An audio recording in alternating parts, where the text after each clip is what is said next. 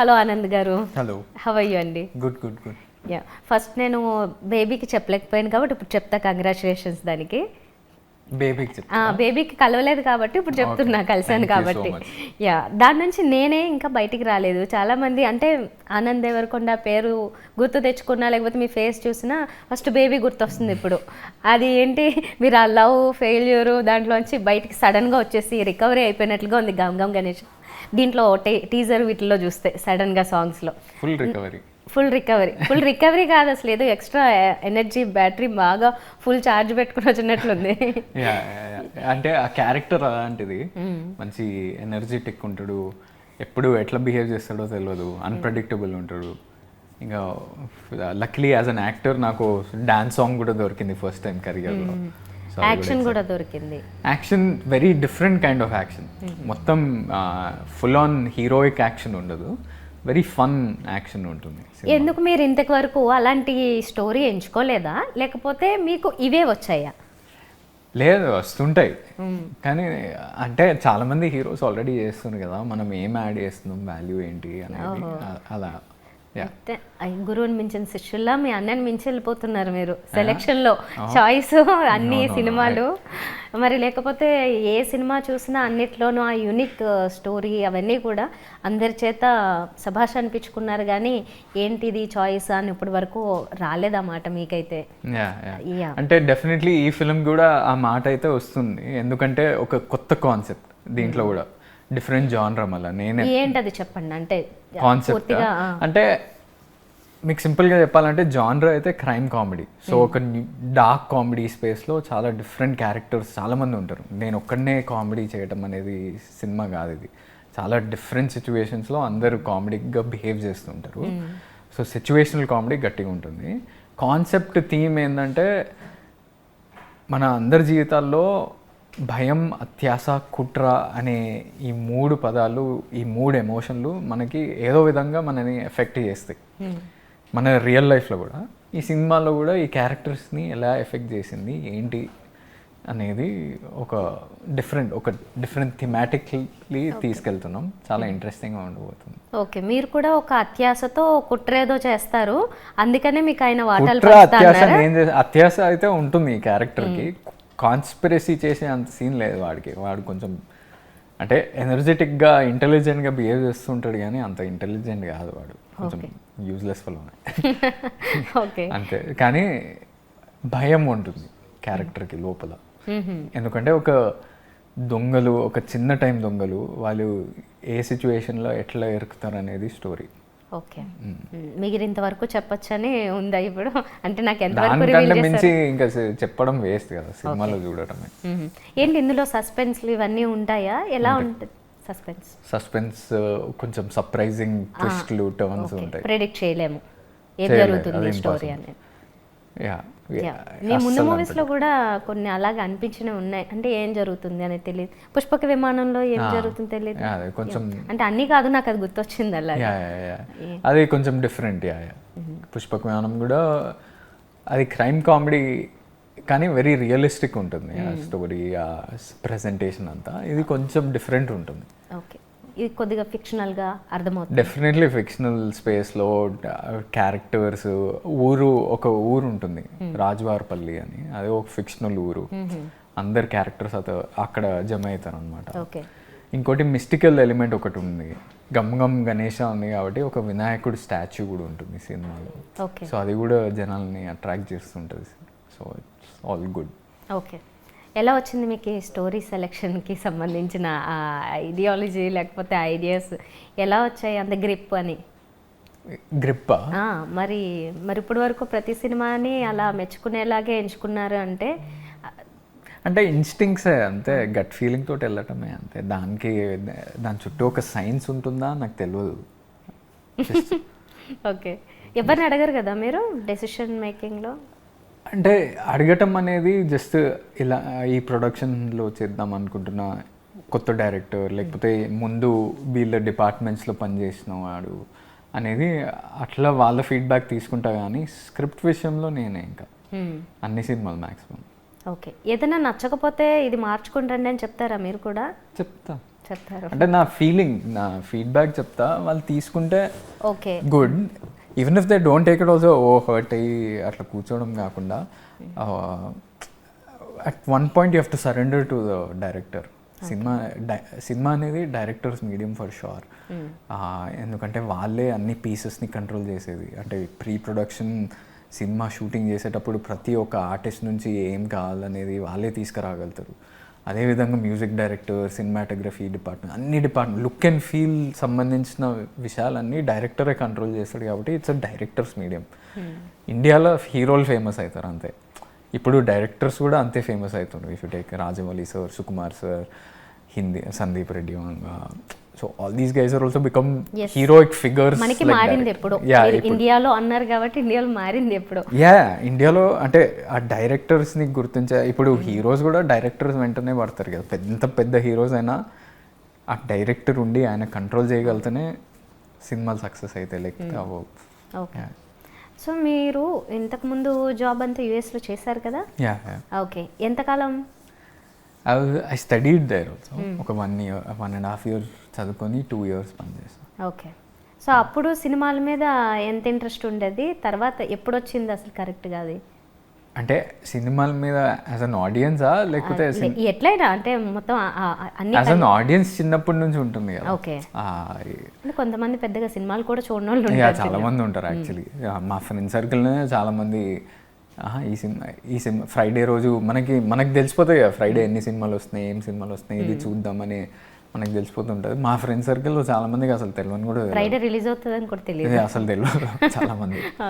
So I love watching films from a young age. అంటే నేను boarding స్కూల్లో చదువుకున్నా, పెద్దగా సినిమాలు చూడలేదు, కానీ సండే ఏదో ఒక సినిమా చూసేటప్పుడు ఆ ఎక్సైట్మెంట్, ఆ ఫీలింగ్ ఒకటి వస్తుంది కదా, అది ఫుల్ ఎంజాయ్ చేస్తుండే. ఎప్పుడు అనుకోలేదు సినిమాలోకి వస్తా అని, ఇంకా జరిగిపోయింది అంతే. ఓకే, అదే అనుకోకుండా ఇలా ఎలా అయ్యింది అని. అంటే ఒక మంచి జాబ్, లేకపోతే ఎవరైనా ఫారెన్ వెళ్ళి ఏదో ఒక స్టడీస్ కంప్లీట్ చేశారంటే వాళ్ళ కెరీర్ వాళ్ళు ఎంచుకున్నది వేరే అయ్యి ఉంటుంది డెఫినెట్గా. కానీ మీరు ఇలా కమ్బ్యాక్ వచ్చి ఇక్కడ ఇందులో సెటిల్ అవ్వాలి అని అనుకోవడానికి ట్రిగ్గర్ చేసిన పాయింట్ ఏంటి? ఏమో ఆపర్చునిటీస్ అంతే. ఆపర్చునిటీస్ రావటం మొదలుపెట్టినాయి after Vijay became famous. Okay, మీకు వచ్చాయి? నాకు కూడా మీరు అనుకోకుండా ఎక్స్పెక్ట్ చేయకుండా వచ్చాయి? అనుకోకుండా, అసలు ఎక్స్పెక్ట్ చేయలేదు. యాక్టింగ్ అది ఇంత బాగా ఎలా ఇంతలోనే ఎలా డెవలప్ చేసుకున్నారు? ఏమో అట్లా వచ్చేసింది. ఓకే, అయితే అది బర్త్ వచ్చేసినట్లుంది అయితే మీ ఫ్యామిలీలో. బర్త్ ఏం రాలేదు ఇద్దరికి. నేను చాలా ఇంట్రోవర్టెడ్ క్యారెక్టర్ని బయట, కానీ ఏమో వచ్చేసింది అంతే. సినిమాల మీద ఇంట్రెస్ట్ తోటి కొంచెం థియేటర్ అండ్ ప్లేస్ చేసేవాడిని. అంటే స్టేజ్ డ్రామాస్ స్కూల్లో చేసేవాడిని. హైదరాబాద్కి వచ్చినాక హైదరాబాద్లో కొన్ని 2-3 ప్లేస్ చేసా. ఒక సూత్రధార్ అని యాక్టింగ్ వర్క్షాప్స్కి వెళ్ళేవాడిని. సో డిఫరెంట్ ఆ టచ్ ఉంది. సో ఎట్లా అప్రోచ్ అవ్వాలని తెలుసు, కానీ సినిమాలు నేను ఎప్పుడూ అంటుంటా, యాక్టర్ అవ్వటం ఈజీ అవ్వచ్చు, కానీ ఒక సక్సెస్ఫుల్ యాక్టర్ లాగా ఉండిపోవడం అనేది చాలా కష్టం. So that is the hard thing to do. అది ఇంకా ఇప్పుడు చెయ్యాలి, ఇంకా ప్రాసెసింగ్లోనే ఉందని అనుకుంటున్నారా? బేబీ తర్వాత కూడా? బేబీ తర్వాత ఇంకో 5 weekends అట్లా వస్తే అప్పుడు ఒక సక్సెస్ఫుల్ యాక్టర్ లాగా. ఓకే ఓకే, గమ్ గమ్ గణేష అంటే ఇప్పటి వరకు చేసినవన్నీ డిఫరెంట్గానే ఉన్నాయి. అంటే సేమ్ ఇదే కదా అన్నట్లుగా ఏం లేకుండా దోసాని డిఫరెంట్ ఉంది, తర్వాత మిడిల్ క్లాస్ మెలోడీస్ డిఫరెంట్, తర్వాత డిఫరెంట్. ఈ గమ్ గమ్ గణేష టైటిల్ చూస్తేనేమో కొంచెం అంటే ట్రెడిషనల్ టచ్తో ఓల్డ్ ఇలాగే అనిపిస్తుంది. అంటే ఈజీ క్యాచీగానే ఉంది, కాకపోతే స్టోరీ ఏముంటుంది అని ఆలోచిస్తే కనుక ఎందుకు ఈ దేవుడి పేరు పెట్టారు, అక్కడేమో ఆ విగ్రహాలు చూపిస్తున్నారు, ఈయనేమో చూస్తే అలఫిస్తాడు అని మీరేమో చాలా జోష్ఫుల్గా గుర్తు కనిపిస్తున్నారు ఇందులో. ఎమోషనల్ కనెక్షన్ మాత్రం చాలా ఇంపార్టెంట్ కదా ప్రతి మూవీలో అంటారు. మరి అది ఎలా వస్తుంది మూవీలో, ఎక్కడ ఉంటుంది అని? నేను ఆ విషయంలో ఒప్పుకోను. అంటే ప్రతి సినిమాకి ఎమోషనల్ కనెక్షన్ అనేది డిఫరెంట్ లెవెల్స్లో ఉంటుంది. బేబీకి డెఫినెట్లీ ఫస్ట్ సీన్ తోటే ఎమోషనల్ కనెక్షన్ ఉంటుంది. ఎందుకంటే ఆ క్యారెక్టర్ రూట్ అయి ఉన్నాడు, ఏడుస్తున్నాడు, తాగుతున్నాడు. సో ఇమీడియట్లీ ఈయనకి ఏమైంది అనేది అక్కడనే ఒక క్వశ్చన్ మార్క్ వచ్చేస్తుంది మన మైండ్లోకి. కొన్ని సినిమాలకి డిఫరెంట్ జానర్స్కి, ఇప్పుడు థ్రిల్లింగ్ ఒక హారర్ అనుకోండి, ఇమోషనల్ కనెక్షన్ వేరేలా ఉంటుంది. ఒక కామెడీ అనుకోండి డిఫరెంట్ ఉంటుంది. మాదేమో క్రైమ్ కామెడీ. అది మీకు ఎలా క్వశ్చన్ అవుతుందంటే అసలు ఏం జరిగింది, ఎవరికి దొరుకుతుంది ఆ ప్రైజ్ అనేది ఒకటి ఉంటుంది కదా గెలవడానికి, ఎవరికి వస్తుంది అనేది. గాడ్ అనే పేరు అన్నారు కదా గణేష్, ఆయనకి ఏం రోల్ ఉంది వినాయకుడు? సో జస్ట్ ఒక స్టాచ్యూలా ఉంటుందా, ఒక డివోషనల్ ఎఫెక్ట్ ఉంటుందా, ఓ మిస్టికల్ ఎఫెక్ట్ ఉంటుందా? సో ఇలాంటి కనెక్షన్స్ ఉంటాయి. అండ్ మా సినిమాలో డెఫినెట్లీ ఈ ట్విస్ట్ ఉంటాయి కదా, సర్ప్రైజ్ చేసే ట్విస్ట్, అవి హుక్ చేస్తాయి పక్క. అదైతే ఉంది. అండ్ కామెడీ ఎట్లయినా through out the film comedy అయితే ఉంది.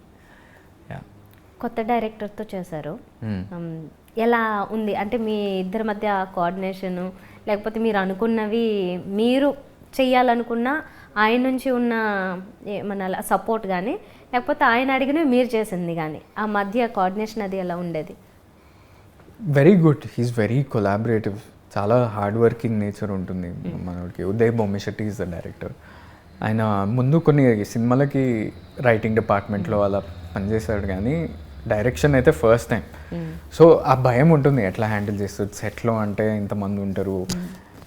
ఈ సినిమాలేమో జస్ట్ హీరో హీరోయిన్ కాదు, చాలామంది క్యారెక్టర్స్ ఉన్నారు, ఎంతమందిని హ్యాండిల్ చేయగలుగుతాడు, ఆ ట్విస్ట్లు టర్న్లు ఉంటాయి సినిమాలో. సో అది సర్ప్రైజింగ్గా చూపించాలి.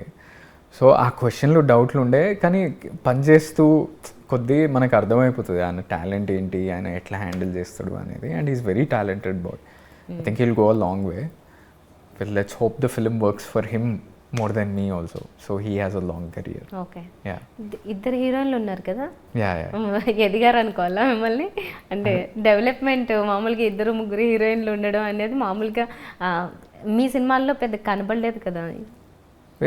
దీంట్లో కూడా ఉన్నారు, పుష్పక విమానంలో ఇద్దరు ఉన్నారు. డౌట్ వచ్చింది కానీ అక్కడ కొంచెం వేరే ఉంది. Very realistic.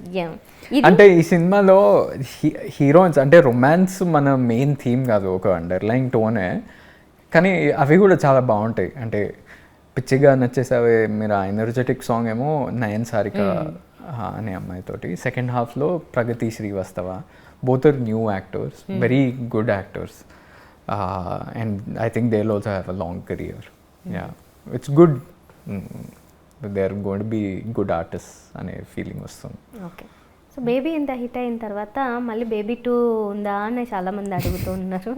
ఏంటి మీ ఆన్సర్? ఆలోచిస్తున్నాం what is the right thing to do అనేది. Will definitely take the right call. అంటే నేనేం కాల్ తీసుకోవడానికి లేదు, నేను హ్యాపీలీ చేసేస్తా. మన ప్రొడ్యూసర్ డైరెక్టర్ తీసుకోవాల్సిన కాల్ అది. ఓకే. ఏమన్నారంటే సోలంగ్ ఇప్పటి వరకు చాలా డేస్ అయింది కాబట్టి ఏదో ఒక చర్చ వచ్చి ఉంటుంది కదా? లేదు, ఇంకా రాలేదు. ఏం రాలేదు. కానీ ఇంకో సినిమా చేయబోతున్నా, సేమ్ ఎస్కేన్ అన్నతో, ధీరజ్ అండ్ సాయి రాజేష్ అన్నతో ఇంకో సినిమా స్టార్ట్ చేయబోతున్నాం ఈ ఇయర్లోనే. కానీ అది బేబీ 2 కాదు, అది వేరే సినిమా. సేమ్ పేరు కూడా కాదు, చేంజ్ అవుతారా? అంటే వైష్ణవితో కాదు అది. We have to see if you're doing baby 2 అంటే వైష్ణవి ఆ సినిమాలో ఉంటుంది కదా. But I'm doing a film with them for sure. Even Vaishnavi is doing 2-3 films with SKN and Dheeraj production లో. నేను నా సినిమాలు చేస్తున్నా. ఓకే. ఇప్పుడు మరి నెక్స్ట్ మీరు వాళ్ళతో చేయబోతున్న ఏదైనా కాంబినేషన్, ఆల్మోస్ట్ వాళ్ళు ఉన్నారు హీరోయిన్ ఎవరైనా కానీ, సబ్జెక్ట్ ఎలా ఉంటుంది? Love story. మళ్ళీ లవ్ స్టోరీ అంటే స్టోరీ ఆల్రెడీ కన్ఫర్మ్ అయిపోయింది, స్టోరీ విన్నా అవన్నీ confirm. Love story. We're just thinking the right strategy. అంటే బేబీ 2 చేయబోతున్నామా లేదా అవన్నీ ఆలోచిస్తుండ్రు. అక్కడ రాజేష్ అన్న బేబీ హిందీ కూడా చేయబోతుండు.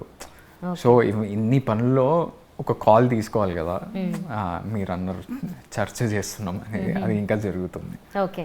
మామూలుగా చాలామంది ఏంటంటే రాగానే కొంతమంది హీరోలు లేకపోతే ఈ యాక్టింగ్ దీంట్లో ఉన్నవాళ్ళు టక్కటక్క రాగానే కొన్ని వచ్చిన ప్రాజెక్ట్స్ అన్నీ కొన్ని ఫాస్ట్గా ఎక్కువ చేద్దాం అని అనుకుంటారు. చేస్తున్నారు, మీకు బ్రేక్ రాలేదు. కానీ చేసుకుంటూనే వెళ్తున్నారు. కరోనా టైంలో కూడా వచ్చింది కదా, బ్రేక్ లేదు, వస్తూనే ఉన్నాయి సినిమాలు. మీకు ఆ హరి ఉంటుందా లేకపోతే నిదానంగా వెళ్దాం? హరితో వెళ్తే అన్ని రాంగ్ డెసిషన్స్ తీసుకుంటాం, కొంచెం స్లోగానే క్యాలిక్యులేటెడ్ డెసిషన్స్ తీసుకుంటూ క్రియేటివ్ ప్రాసెస్ ఎంజాయ్ చేస్తే కొంచెం టైం తీసుకుంటాం న్యాచురలీ. ఇప్పుడు బేబీ కూడా ఆల్మోస్ట్ 1.5-2 years తీసుకున్నాం చేయడానికి. ఈవెన్ దో ఇట్స్ అన్ని రియలిస్టిక్ లొకేషన్, పెద్ద సెట్లు అవి ఇవి ఏం లేకున్నా టైం తీసుకొని క్యాల్కులేటెడ్గా చేసాం కాబట్టి అంత మంచిగా వచ్చింది. సో సినిమా మీద టైం స్పెండ్ చేసి మంచిగా చేస్తే I think they will work eventually. So ఏం హరీ అయితే ఏం లేదు, మంచి సినిమాలు చేద్దామనే ఉద్దేశం అయితే ఉంది. ఓకే, మిమ్మల్ని 100 కోట్ల హీరో అనొచ్చా మేము అనమంటారా? చెప్తూ ఉండండి. ఇష్టం చెప్తూ ఉంటే ఏంటి అప్పుడు అందరికీ ఓకే అనుకుంటారన్నా? లేదు అంటే it's not my film, it's everyone's film. So you call Vaishnavi also 100 కోట్ల హీరోయిన్, డైరెక్టర్ 100 కోట్ల డైరెక్టర్, అందుకని నేను మొత్తం టీమ్ సక్సెస్ అది అని చెప్పి అందరికీ ఉంది ఆ పేరు. డెఫినెట్లీ అంటే ఆ సినిమా అసలు అంటే చాలామంది ఇప్పటికీ కూడా నాకు తమిళ్లో కానీ తెలుగులో ప్రొడ్యూసర్స్ చాలామంది వచ్చి బేబీ గురించి మాట్లాడుతుంటారు. ఆ కంటెంట్ గురించి కన్నా ఆ ప్రమోషన్స్ ఒక కేస్ స్టడీ అది. ఆ ప్రమోషన్స్ మీరు ఎలా చేశారని అంతమందికి రీచ్ అయింది. ప్రతి ఒక్కరూ బేబీ అనేది రిజిస్టర్ అయింది, ప్రతి ఒక్క పాట వెళ్ళింది. సో అది స్ట్రాటజీయా, కొన్నిసార్లు అట్లా కనెక్ట్ అయిపోతారా అనేది తెలీదు. So it's a special film for and I'm very proud that I was part of it. అంటే ఇప్పుడు ఎలక్షన్స్ బిఫోర్ మామూలుగా సర్వే చేస్తారు కదా, ఎందుకు నచ్చిందని. అలా మీరు దాని గురించి అడగాలి. ఇంటికి అది ఒక కేస్ స్టడీ అన్నారు కదా, మీకు ఎందుకు చూడాలనిపించింది, ఎందుకు నచ్చింది అని. నాకు ఆ సాంగ్ చూడగానే చూద్దాం అనిపించింది. ఎస్, అది చూడగానే సినిమా చూద్దాం. అంటే ఆ సినిమాకి ఏంటంటే మేము 2 years ముందు నుంచి పోస్టర్స్ మెల్లమెల్ల రిలీజ్ చేస్తాం అనమాట. ఏం క్యారెక్టర్ కనిపించకుండా ఒక బైక్ పోస్టర్, ఒక తుప్పల్లో ఒక బైక్, లేకపోతే ఒక గోడ మీద అంటే పిచ్చిగా రాస్తుంటారు కదా సురేష్ లవ్స్ ప్రియా అని. అలాంటి పోస్టర్లు రిలీజ్ చేసేటప్పుడు చాలామందిని అట్రాక్ట్ చేసింది. ఒక 1000 మంది అయినా వాళ్ళు అట్రాక్ట్ చేసి మళ్ళీ ఆ సాంగ్ రిలీజ్ అయింది. దాని తర్వాత ప్రతి ఒక్క పాట ఒక డిఫరెంట్ సెక్షన్ ఆఫ్ ఆడియన్స్ని అట్రాక్ట్ చేసింది. దాని తర్వాత టీజర్ వర్క్ అయింది, ట్రైలర్ మ్యాసివ్లీ వర్క్ అయింది. ఇంకా దానికి and so many events we did, so we attracted so many audience. And మేము ఎక్కడికి వెళ్ళినా ఆల్మోస్ట్ మొత్తం థియేటర్ టూర్స్ ఆల్మోస్ట్ తిరుపతి నుంచి శ్రీకాకుళం వరకు చేసాము. ప్రతి ఒక్క theatre block buster response. So అవన్నీ అండ్ కంటెంట్, ఈవెన్చువలీ ద కంటెంట్లో ఉన్న వాల్యూయే తీసుకెళ్తుంది జనాలకి. ఇప్పుడు ఆ 100 కోట్ల సబ్జెక్ట్ ఎందుకు వచ్చింది అంటే, ఇప్పుడు ఆ మార్క్ రీచ్ అయిన తర్వాత నెక్స్ట్ ఫిల్మ్ ఏదన్నా వస్తుంటే మీది హీరో కాబట్టి మీ మీద అది ఉంటుందా అని ఎక్స్పెక్ట్ చేస్తారా ఎవరైనా? అంటే బర్డెన్ డెఫినెట్లీ ఉంటుంది. ఈ యాక్టర్ ఏం చేస్తాడు ఈ సినిమా తర్వాత అనేది మైండ్లో ఉంటుంది, ఆడియన్స్ మైండ్లో అని. కానీ చాలామంది జస్ట్ సినిమాలు ఎంజాయ్ చేయడానికి కూడా జస్ట్ ఫ్రైడే రోజు ఏం సినిమా ఉంది అని మంచిగా ఉందా టాక్ అనే స్పేస్లో కూడా so many people watch it without knowing. And those people are the people who spread word of mouth. అంటే అరే ఈ సినిమా కామెడీ బాగుందిరా, అరే ఈ సినిమా ట్విస్ట్లు బాగున్నాయి, పాటలు బాగున్నాయి అని చెప్పేటోళ్ళు జస్ట్ సినిమాని ప్రేమించేటోళ్ళు. అండ్ ఐ థింక్ డెఫినెట్లీ ఈ సినిమాలో ఆ వాల్యూస్ అన్నీ ఉన్నాయి. సో నేనైతే ఆ బర్డెన్ తీసుకోవట్లేదు. నేను ఇది 100 కోట్లు కొట్టాలి, పక్కా కొట్టాలి అనే గోల్ అయితే పెట్టుకోలేదు. ఈ cinema this is a small film for sure. అంటే మేము ఖర్చు పెట్టింది ఎప్పటి నుంచో షూటింగ్ చేస్తున్నాం, 2022 నుంచి మొదలు పెట్టామన్నమాట. సో ఆల్మోస్ట్ 2.5 years అవుతుంది. So but it's still a small film. And if for me the success is business recover అయిందా, మంచి పేరు వచ్చిందా, మంచి రివ్యూస్ వచ్చినాయా, ఆడియన్స్ రియాక్షన్స్ ఎలా ఉన్నాయి, డైరెక్టర్కి నాకు ఎట్లయినా ఆపర్చునిటీస్ ఏవో ఒకటి వస్తున్నాయి. కానీ ఈ డైరెక్టర్ డెబ్యూ డైరెక్టర్ కాబట్టి ఈయనకి ఇంకో 2 సినిమాలు వచ్చినాయా లేవా ప్రొడ్యూసర్స్ దగ్గర నుంచి. అండ్ మిడిల్ క్లాస్ మెలడీస్ అది ఓటీటీలో వచ్చిన ఆ డైరెక్టర్కి ఎంతోమంది ప్రొడ్యూసర్స్ కాల్ చేశాను, అక్కడనే సక్సెస్ తెలిసిపోయింది. ఈ డైరెక్టర్కి కూడా అలానే ఆపర్చునిటీస్ వస్తాయని నేను అనుకుంటున్నా. వస్తే I think it's already a success. So every film has their own success meter. చూపించారా దీనికి సంబంధించిన ఏదైనా మూవీ కానీ ఏదన్నా విజయ్ దేవరకొండ గారికి? ఇంకా చూపించలే, ఆయన వైజాగ్లో ఉన్నాడు. Before that he was busy with the different releases. ఇప్పుడు వైజాగ్లో ఉన్నాడు కాబట్టి చూపించలేదా? మామూలు టీజర్ ట్రైలర్ ఇవి టీజర్ చూసినప్పుడు ఆయన యాక్చువల్లీ పోస్ట్ కూడా చేశాడు కదా, you're doing really funky stuff, చాలా డిఫరెంట్ సినిమాలు చేస్తున్నావురా మంచిది అని చెప్పాడు. ట్రైలర్ ఇంకా రెడీ అవుతుంది. ఓకే, మీరు ఎక్కడికన్నా వెళ్ళినప్పుడు కొత్త ప్లేసెస్కి వెళ్ళినప్పుడు విజయ్ దేవరకొండ గారి ఫ్యాన్స్ చాలామంది మిమ్మల్ని ఏం అడుగుతుంటారు? కలిసినప్పుడు ఆయన గురించి ఏమన్నా అడుగుతుంటారా? అన్న అడిగినా అని చెప్పి అన్న అంటారు. అంతే, ఓకే. అన్న అనేవాళ్ళు వేరే, అమ్మాయిల గురించి అడిగా. అమ్మాయిల గురించి అడుగుతున్నా, ఏమే ఆవాజ్ మై విజయ్ అట్లా అరుస్తుంటారు. ఓకే, అంతే, ఇంకేం స్పెసిఫిక్ ఏంటి. ఇంకా బోత్ ఆర్ అన్మ్యారీడ్. పెళ్లి క్వశ్చన్ అయితే కంటిన్యూగా వస్తుంది. ఫస్ట్ ఆయన ఉన్నారు కాబట్టి మీకు కొంచెం సేఫ్ సైడ్ ఉన్నా, కొంచెం సేఫ్ అంతే, కానీ మీకు కూడా ఉంది అది. మీకు ఎప్పుడు సేఫ్టీ ఎందుకు పెళ్లి విషయంలో, సేఫ్టీ ఎందుకు అంటే మీ వరకు ఇంకా అంత క్వశ్చన్ రేజ్ చేయరని అంతే. ఫస్ట్ ఆయన అడుగుతారు, తర్వాత మిమ్మల్ని అడుగుతారు. మంచిదే కదా పెళ్లి అనేది, సేఫ్టీ ఎందుకు. సరే, ఓకే, అంటే నేను ఆ సెన్స్లో అనలేదు. బట్ అంటే we're at that age soon. అంటే మనం అడల్ట్స్ అయినాక టైం ఇట్లా వెళ్ళిపోతుంటుంది ఫాస్ట్గా. చిన్నప్పుడు మనం సమ్మర్ హాలిడేస్లో కూర్చున్నప్పుడు సమ్మర్ ఇంత పెద్ద ఏదో 2 years అయినట్టు అనిపిస్తుంది. కానీ ఇప్పుడు ఇట్లా వెళ్ళిపోతుంటుంది లైఫ్. సో ఎప్పుడప్పుడు చేసుకోవాల్సిందే. First he has to get married, Vijay get married. Okay, ఆయన స్టేట్మెంట్ కూడా ఒకటి ఇచ్చారు, ఎప్పుడో విన్నాను నేను. ఏంటంటే లవ్ మ్యారేజ్ చేసుకుంటా, అమ్మా నాన్నకి చెప్పి చేసుకుంటా అని విన్నట్లు గుర్తు నాకు. అంతే. మీ స్టేట్మెంట్ ఏంటి? అంతే, సేమ్ కాపీ పేస్ట్. ఎందుకు అలాగా? అంటే లవ్ కంపల్సరీగా లవ్ చేస్తే పెళ్ళి ఒప్పించుకుంటా అని అలా ఎలా ఫిక్స్ అయ్యారు? ఉన్నది ఆల్రెడీ లవ్. నాకు అర్థం కాలే. ఆల్రెడీ లవ్ చేస్తున్నారా ఎవరైనా, అందుకని ఒప్పించి చేసుకుంటా అని చెప్తున్నారా అని? ఎప్పుడైనా అది ఎప్పుడు కాకపోయినా, ఎప్పుడు జరిగినా లవ్ జరగాలి, తర్వాత ఒప్పించుతారు, అప్పుడే పెళ్లి చేసుకుంటా అనేది. ఓకే, అగైన్స్ టు అరేంజ్డ్ మ్యారేజా అని? I'm not against arrange marriage. ఒక సంబంధం చూసినా ప్రేమలో పడ్డాకే చేసుకుంటాను. ఓకే, బాగానే ఉంది. ఓకే, సో గమ్ గమ్ గణేష గురించి ఇంకా చివరిగా ప్రేక్షకులకి మీరు చెప్పేది ఏంటి? It's one fun film. అంటే సరదాగా ఉంటుంది, ఒక 2 hours ఇట్లా వెళ్ళిపోతాయి. And for people who love new age films, అంటే ఒక న్యూ కాన్సెప్ట్ ఉన్న films, definitely you'll love it. Nice music, nice cinematography, so many characters, twist turns, crime comedy ఉంటుంది. So especially people missing like Swami Rara type of films, or run Raja run, agent Sai Srinivas Athreya. ఈ సినిమాలన్నీ different new age ఫిలిమ్స్గా, ఏ టైంలో వచ్చినా new age films కాబట్టి అంత ప్రేమించారు. ఈ సినిమా కూడా అట్లనే ప్రేమిస్తారు అనుకుంటున్నాను. ప్రేక్షకుల్లో మీ మీద నమ్మకం ఉంది, మీ చాయిస్ మీద. ప్లస్ ఇప్పుడు డైరెక్టర్ దాన్ని ఫుల్ఫిల్ చేస్తే గనక ఆయన మీద నమ్మకం వస్తుంది. Yeah, definitely. And I'll be super happy. More than producers making money, if my director gets 2 more films, no, I'll consider my judgment as a success. Okay, అది మీ రెస్పాన్సిబిలిటీ లాగా కూడా ఫీల్ అవుతున్నట్లుగా అనిపిస్తుంది. డెఫినెట్లీ. అంటే నేను ఆయన టైం తీసుకొని ఆయన story విన్నప్పుడే ఆయన జడ్జ్ చేస్తున్నట్టు కదా, ఈయన కేపబిలిటీస్ ఏంటి. ఆయన ఇప్పుడు 2-3 ప్రొడ్యూసర్స్ వచ్చి అడ్వాన్స్ ఇస్తే మై జడ్జ్మెంట్ ఇస్ కరెక్ట్ కదా. ఓకే, సో అది మీరు ఆ క్రెడిట్స్ కూడా తీసుకుంటున్నారు. తీసుకోవాల్సింది, responsibility plus credits. Definitely. yes, okay.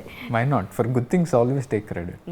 Okay, చివరిగా ఒక మాట, ఇది వేరేగా తీసుకోవద్దు. విజయ్ గారని ఎవరైనా ఎందుకు యాటిట్యూడ్ అంటారు, దాన్ని మీరు ఎలా కన్సిడర్ చేస్తారు? అదేంటి అర్థం కాదు. విజయ్ గారు యాక్చువల్లీ నాకు ఫేవరెట్ ఆయన.